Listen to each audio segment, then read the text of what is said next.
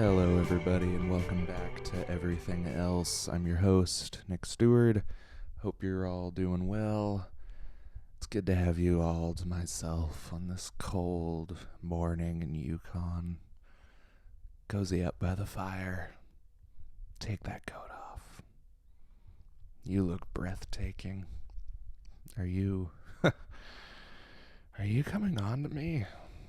Because I'm married, so stop it. Alright, I should probably produce some kind of content today if I'm going to waste your time like this. So let's talk a little bit about free speech, right? Because it's a relatively calm subject that doesn't cause a lot of division, right? I was reading last night that Neil Young has given Spotify an ultimatum. He's told them that if they don't take down Joe Rogan's podcast, he wants to take his songs off Spotify because they have a responsibility to limit the spread of misinformation. And that's eerie how they talk about misinformation the way they used to talk about COVID, right? I could almost see us having like a misinformation lockdown at this point. Now this is already like a massively dense situation to unravel. I guess first of all, Joe Rogan's contract would be like the most relevant thing to this conversation. A couple years ago now, he very famously signed a 5-year contract with Spotify to make the podcast exclusive on their platform. And that was for $100 million, which is just more money than I can comprehend. Like, I think about the number of graphic novels that I could buy with that money, and once I imagine my bookcase filling up with them, that's about as far as my brain can comprehend. It's just incomprehensible. So, if that tells you nothing else, it should tell you that Spotify places a high value on Joe Rogan. In fact, we don't even have to speculate what he's worth to Spotify because we have a literal number, a literal dollar amount declaring to the heavens precisely what they feel Rogan is worth to them. And that number is $100 million. I could talk about that for hours. So I remember when Rogan's podcast wasn't that big of a deal. Like I listened to it like 10 or 12 years ago because Doug Stanhope was a frequent guest, and I've always been a big fan of his.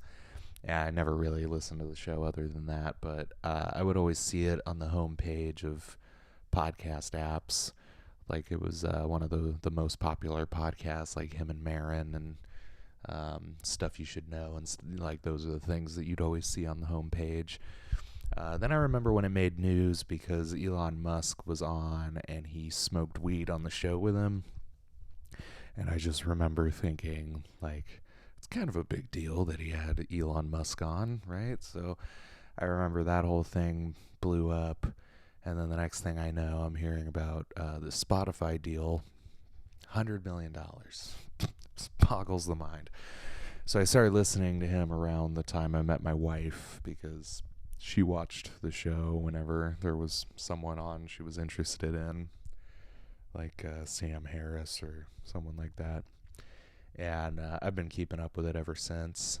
It's a great show, you know. I really only watch when it's someone I'm interested in, but like he's kind of expanded my interests in some ways, so sometimes I'll watch when there's like a scientist or someone on.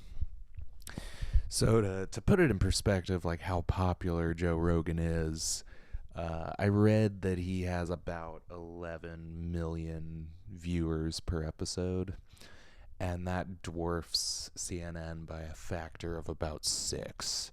And Fox News has about the same as CNN. So when we talk about mainstream media, we're not talking about Fox or CNN. We're talking about Joe Rogan. Even guys like Tim Pool have like 1 million more listeners than Fox and CNN. Ben Shapiro's show is somewhere around 4 million, if I recall. I think that's just YouTube subscribers. So you could imagine across different platforms, that's even more. Um, so what I'm saying is Joe Rogan is not some fringe alternative underground guy. He is mainstream media. He has scientists and respected authors and presidential candidates. Like those are the kind of people that are on his show. He's not some weird Alex Jones kind of guy. You know, even though he's had Alex Jones on the show, and those are pretty entertaining episodes. So when we're considering like who Spotify might side with when it comes to Neil Young throwing a hissy fit and threatening to remove his songs, it makes you wonder. Will they boot the guy that they paid $100 million to get? For Neil Young, probably not. I'm gonna bet not. If I were a gambling man. Now I like Neil Young a lot. Neil Young has a lot of value to me, but I don't think to an entity like Spotify it would matter much whether Neil Young wanted to take his ball and go home. You know, in addition to that, I'm wondering if Neil Young even has the authority to make that ultimatum. Because I could totally be talking out of my beehole right now. But I remember reading about a year ago that a corporation bought like 1,000 of Neil Young's songs, like some incomprehensible. Like again, I can't imagine having 1,000 songs, but I think that's why I remember it because I think it was over 1,000 of his songs were purchased by a corporation, and that's what a lot of people don't realize about the music industry. It varies from artist to artist, obviously, but most of the time you don't own your songs. Like, your songs are owned by the record label you released them on, and sometimes something weird like a corporation owns your songs.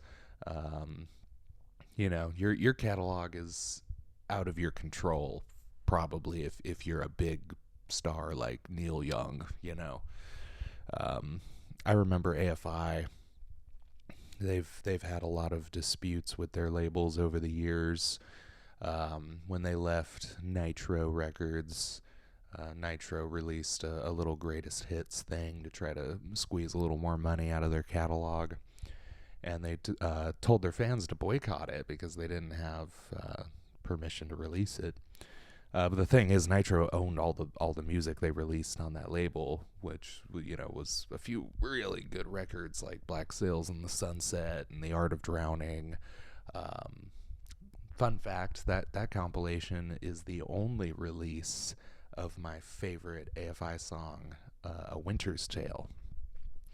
Favorite AFI song. But a few years ago, Jeff Kresge, who was the original bassist of AFI, he was releasing some old AFI singles, like the first stuff they ever put out, and they AFI once again released a statement telling people not to buy these singles because he didn't have permission to release them, and then Kresge had to come out and say, "Hey, these were released on my label, Key Lime." And we own the songs, and we're just reissuing songs that we already own. So, it's a complicated thing, obviously. Like, intellectual property laws are very confusing to begin with, but the artists feel like it's their music, and in a perfect world, it would be, perhaps, but the labels can legally do whatever they want with it. Have you ever heard that phone call between Buddy Holly and his manager, Norman, whatever his name was? He was Buddy Holly's producer and manager for most of his career, his very short career, and he was just robbing Buddy Holly blind the whole time. But Buddy Holly calls him up, and for some reason this phone call was recorded. But he calls him up asking if he can release some songs that he recorded that were never released, or he wants the recordings from this guy. And gosh, I wanna say his last name was Petty, but that's just too weird. Norman Petty. That sounds right. It's going to drive me nuts. It's going to pop into my head when I'm on my way to work this morning, and then it'll be too late to tell you. But this guy has to tell Buddy Holly, like, nah, the record label owns those songs, and they might want to release them in the future. You can't just have them. It's a weird dynamic. I've gone down a major rabbit hole here, but my point is some freaking corporation owns most of Neil Young's songs, and he probably doesn't have the full authority to give Spotify this ultimatum. It's just weird that someone would assert, I so disagree with this platform giving Joe Rogan a voice that if they don't take that voice away, I am going to take my music down. I'm going to give up that $12 check from Spotify every month on principle. I'm canceling my monthly trip to Big Lots to buy DVDs because I'm sacrificing my Spotify money. This is comical. I actually did have a friend.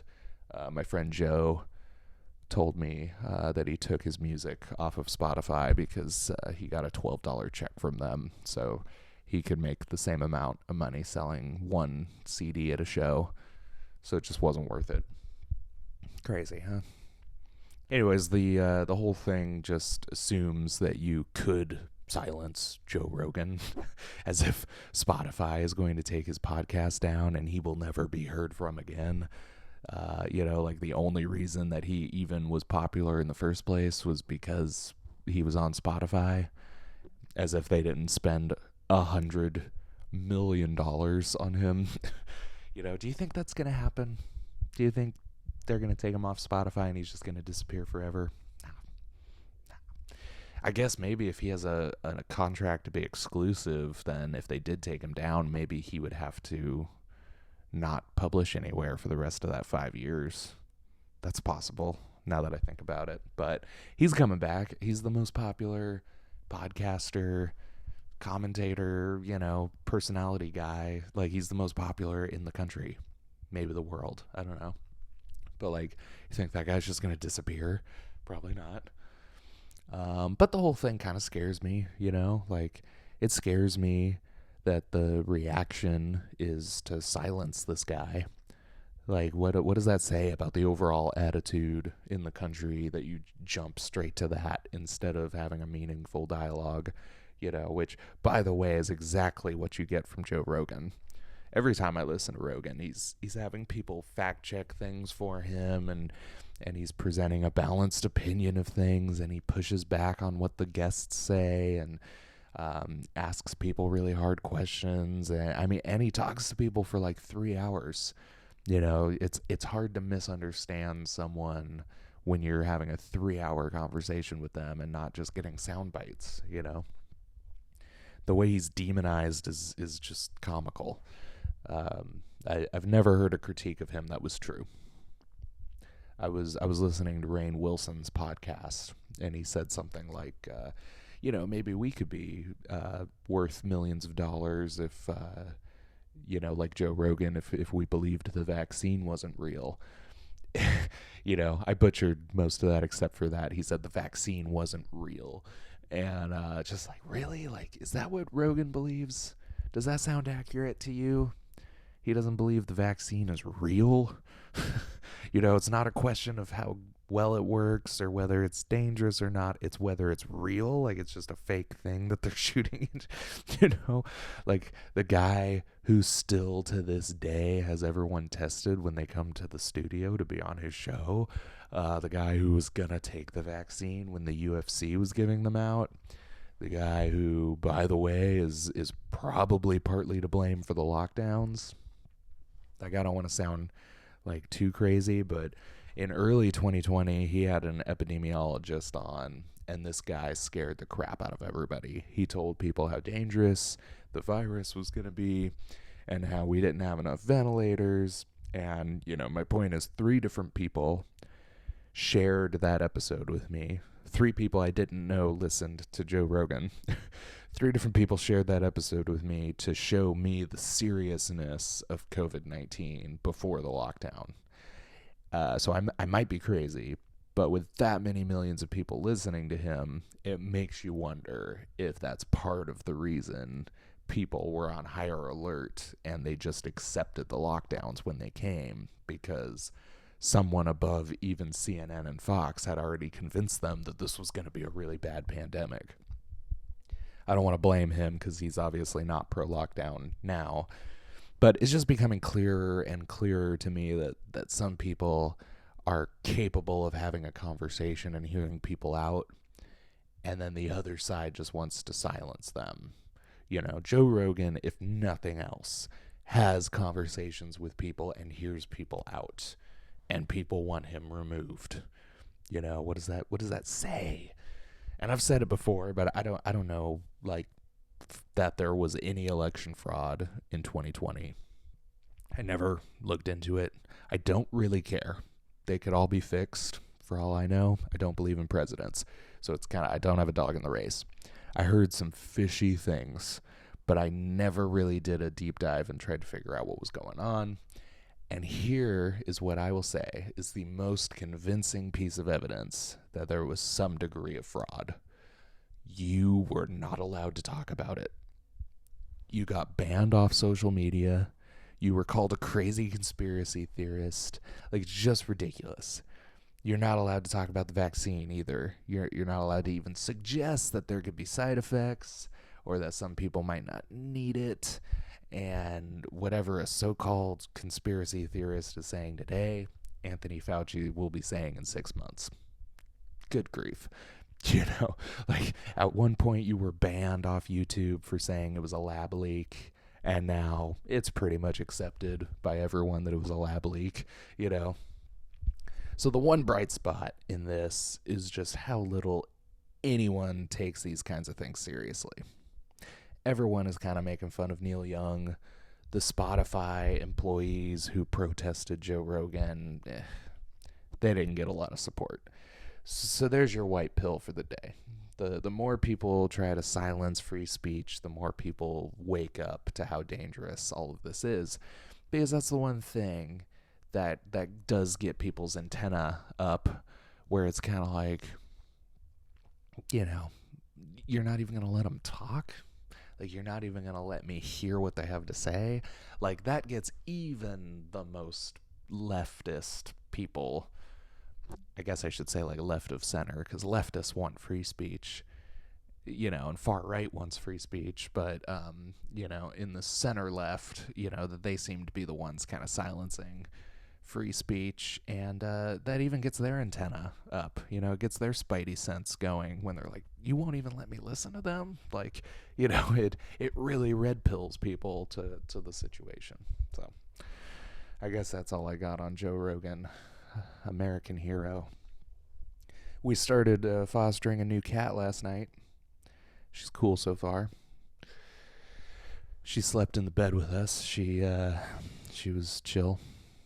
She hasn't met our other cats yet, but I think they'll get along. Yeah. Her name's Sophie, but we want to change it. A while ago, back when we were first talking about getting another cat, Ashley gave me permission to name our next cat Rockwell, after Lou Rockwell. But I didn't anticipate getting a girl cat, so it kind of feels weird, you know, but Rockwell's just a surname, so I guess it's not that weird. I don't know. Let me know what you think. You 7 listeners of mine, tell me if Rockwell is a weird name for a girl cat. And hey, before we go, you want a music recommendation? Because I got a music recommendation for you. I've been listening to this chick, Bella White. She's a bluegrass singer, and she's amazing. The record is, I think she only has one record, and it's called Just Like Leaving. And I've listened to it about 3 times in the last day. It's excellent. And you know what? Since we talk so much about intellectual property laws on this episode, this might as well be the podcast that gets me sued, right? So let's have Bella White play us off. If you're listening on YouTube, you're not hearing Bella White right now. You're hearing our same old theme song. But for all the rest of you, check out the song. I like this a lot. and enjoy your day. All right. Thanks for listening, everybody.